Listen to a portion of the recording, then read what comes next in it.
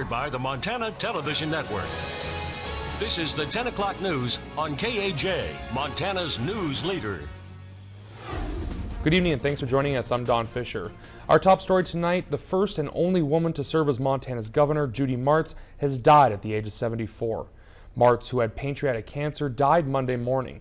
Martz, a Republican from a Democratic stronghold of Butte, served a single term as governor from 2001 to 2004.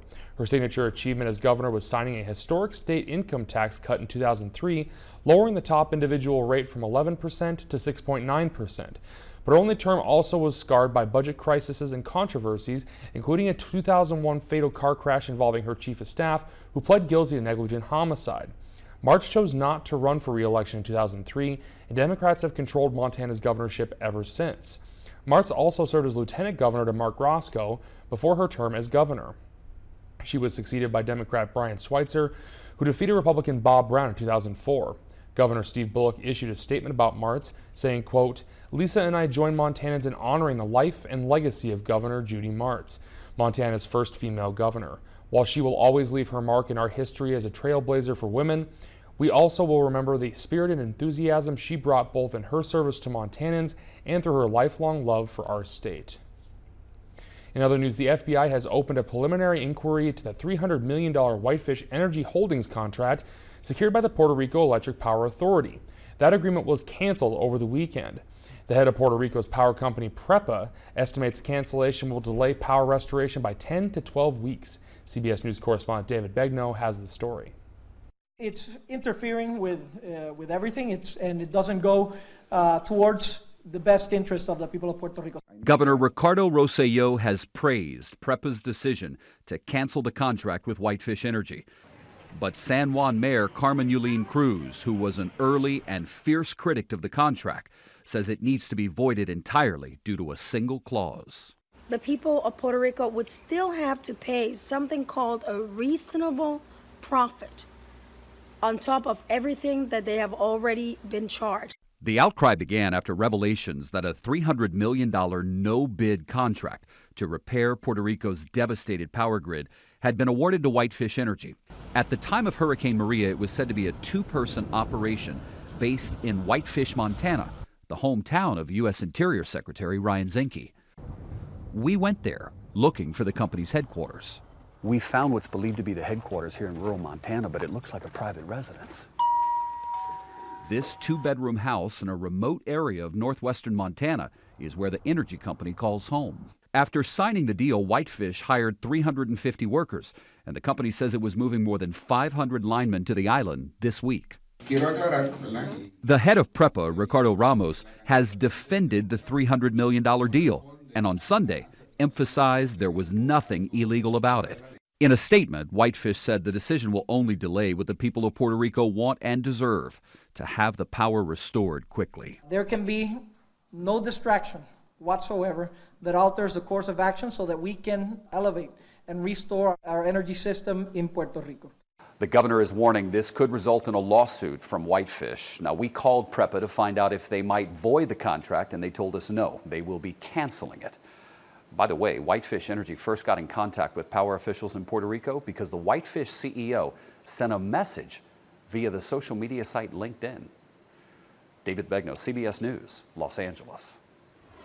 Halloween is almost here, and a lot of folks were out looking for the perfect costume today. MTN's Nicole Miller found out what some of the most popular ones are and gives us some tips on how to stay safe this year.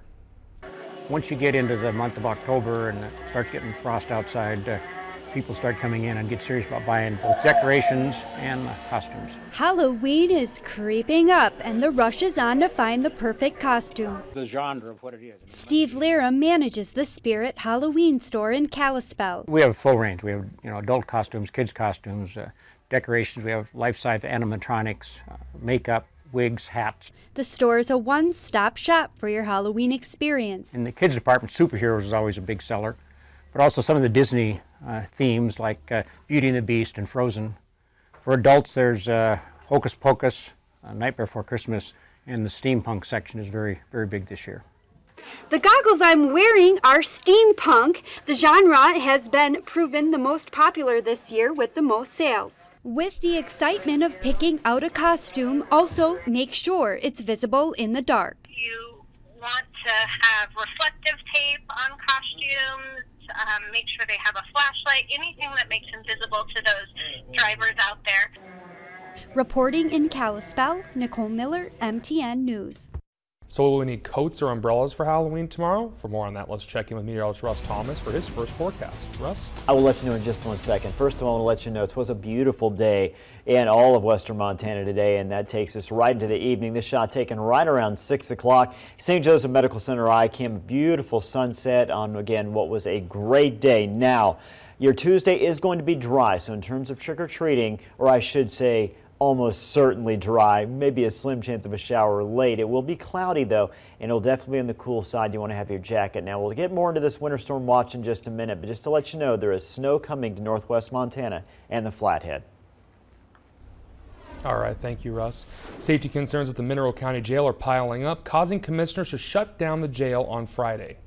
If you have a male detention officer that has to dress out a female inmate, the county now wants the dispatcher, a female dispatcher, to come in and dress down that inmate while the detention officer mans the 911 center. Now, of course, they aren't cross-trained on that. Union representatives say that besides low pay, officers are concerned because they don't have the training necessary to fulfill some of the new policies that have been implemented. In a video of Friday's County Commission meeting, the Mineral County Attorney Ellen Donahue says one of the detention officers had to walk out on the job Thursday night, leaving just 2 remaining. The jailhouse is up to 28 inmates, and the sheriff says most of the beds are usually full. All of them are being transported to other holding facilities, not to mention all the inmates in Mineral County that are being arrested. They get paid over $60 per day to house those inmates from places like the Montana State Prison and Department of Corrections. Sheriff Tom Bauer says between poor pay and difficult hours, attracting and retaining employees has been difficult. They don't get paid well. We've had applications out. We've been short-staffed for a long time, several months, and we've had people apply. And once they look at the starting wage and the wage they'll get, they're like, I'm not going to do this for that wage. And the county plans to retain the 2 remaining detention officers and assign them to cleaning up the jail and transporting inmates to other jails. Bauer says they will continue to make necessary arrests and use the jail to temporarily hold Mineral County inmates until they can be transferred elsewhere to house, which the county will have to pay for. Firefighting is entering a new era as fire crews face blazes with greater intensity and fewer resources. But the experts who are wrestling with the fire problem say there's no one-size-fits-all solution. And red tape and court cases aren't necessarily at the top of the list. Dennis Bragg is on special assignment. With over 1 million acres charred this summer, the debate is on over what to do next year or the years after that. Senator John Tester continues to support a plan separating Forest Service funding to firefighting and timber management. Senator Steve Daines and Representative Greg Gianforte press legislative changes to block what they call frivolous lawsuits to allow more logging. But the experts on the front lines are more worried about using tools they already have with a more focused and sophisticated approach and less money. The numbers and types of resources that we have today pale in comparison to perhaps what we did have. Gone are the days where we could overwhelm a fire with mass. Ponson, who just retired as head of the Northern Rockies Incident Management Team, has dealt with all the big fires: Sawtooth, Lolo Creek, Roaring Lion, Lolo Peak Fire, and Rice Ridge. It was part of a forum last week sponsored by the new online magazine Tree Source. The common theme is we aren't using any of the tools to their full ability. We really aren't going to have to compare just thinning or just logging or just burning or just climate change. It's the milieu of all of those things that we need to consider. But right now there aren't the resources necessarily to go and do as much burning as is wanted or as much fuel treatment as desired. The Forest Service is spending all of their money fighting the fires. Timber harvests are down from historic highs in the 1960s through 1980s nationwide, not just in Montana. Lawsuits stopped some cutting, shifting global markets stopped others. Less logging means less money for the Forest Service, but thinning and other operations have progressed. Few, if any, recent projects on the Bitterroot have been challenged in court. But getting planned projects going is harder, such as the West Side Collaborative Project in the Bitterroot, which had been aimed at cutting fire risk before Roaring Lion. With less cash, firefighters are becoming more tactical. And I see that as a tactic that we're going to use more and more to manage the effects of fire, not simply put it out. And therein lies the new approach, using geography and the available tools and being comfortable with that. We need to take account for management actions that we've done in the past, impacts that we're having on the landscape, and think hard about what we value. We need to treat the landscape appropriately and use every opportunity we have to take advantage of the tools in the right place at the right time. While that broader debate continues over forest lands management, the experts say there is something you can do right now to get around red tape, and that is making your property fire safe. Homes are still being lost through carelessness, like landscaping or a woodpile stacked too close. And there's a push to get more people living in the wildland-urban interface to help manage their own timber stands. But we're not treating nearly enough acres to significantly affect our fire risk. While the fires have cooled, the political rhetoric heats up, and getting people to trust each other and the fire agencies deciding how to live with fire in the face of bigger fire years is what this group sees at the top of our to-do list in Montana. It's the stress, it's fear, frustration, anxiety that fuel the emotions of those impacted. Fire's been here. We're the ones that have come. And we need to do the treatment we need to do in order to make it an environment that we can live with fire successfully in. On special assignment, Dennis Bragg, MTN News. And being fire aware isn't just for country dwellers. Arno points to the California wildfires of the past month as proof that even in our towns, we need to be looking at ways of cutting fire risk.